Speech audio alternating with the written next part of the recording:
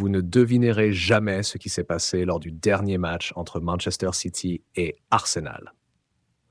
Pep Guardiola, l'homme qui incarne le calme et la stratégie, a complètement craqué sur le banc de touche. Oui, vous avez bien entendu.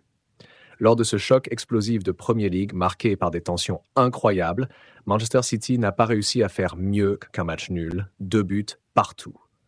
Ce qui est fou, c'est qu'ils étaient en supériorité numérique pendant une bonne partie du match.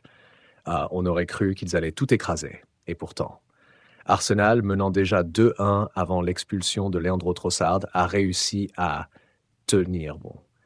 Ils étaient à 2 doigts de l'exploit avant que John Stones ne vienne gâcher leur fête dans le temps additionnel, égalisant au dernier moment. Mais ce n'est pas tout. Pep Guardiola, ce maître tacticien, n'a pas pu cacher sa frustration. Il a littéralement explosé de colère. Et avant même que Trossard ne soit expulsé, alors qu'Arsenal dominait encore, Guardiola a été pris en flagrant délit d'agacement extrême. Vous savez ce qu'il a fait? Il a frappé son siège avec une telle rage que je suis sûr que le banc de touche en garde encore des traces. Imaginez-vous la scène. Pep, habituellement si serein, ne pouvait tout simplement plus contenir ses émotions. Ça montre à quel point l'enjeu de ce match était énorme pour lui, bien plus qu'un simple match de championnat. Le stress était palpable et Guardiola l'a laissé éclater d'une manière qu'on voit rarement chez lui. En parlant de talent qui brille, un autre joueur fait tourner toutes les têtes en ce moment. Le prodige brésilien Endrick. Ce jeune joueur, fraîchement débarqué en Europe, impressionne déjà tout le monde, que ce soit en Liga ou en Ligue des Champions. Oui, vous avez bien entendu, il a déjà marqué. Mais ce n'est pas juste une question de but. Ce qui est vraiment incroyable avec Endrick, c'est son audace sur le terrain. Il n'a pas peur de prendre des risques, de tenter des actions audacieuses, et à seulement 17 ans, il montre déjà qu'il est pour devenir l'un des grands du football mondial.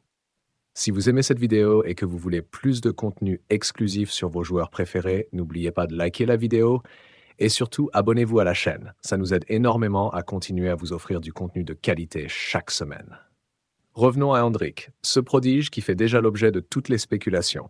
On a récemment appris de nouvelles informations sur son transfert au Real Madrid et accrochez-vous bien, c'est encore plus dingue que ce qu'on imaginait. João Paulo Sampaio, le responsable de la formation à Palmeiras, a révélé des détails fascinants lors d'une interview sur El Chiringuito. Vous vous souvenez des rumeurs qui parlaient d'un transfert à 40 millions d'euros? Eh bien, accrochez-vous.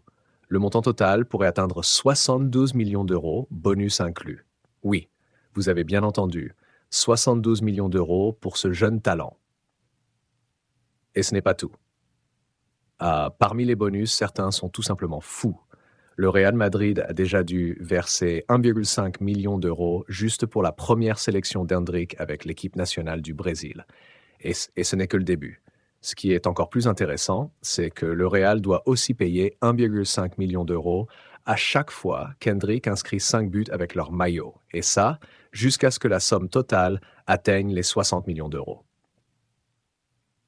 Vu la forme actuelle du jeune attaquant, il y a fort à parier que le Real devra bientôt sortir à nouveau le carnet de chèques. Mais voilà le truc. Si Endrick continue sur cette lancée et réalise tout son potentiel, ces 72 millions d'euros pourraient vite sembler être une bonne affaire.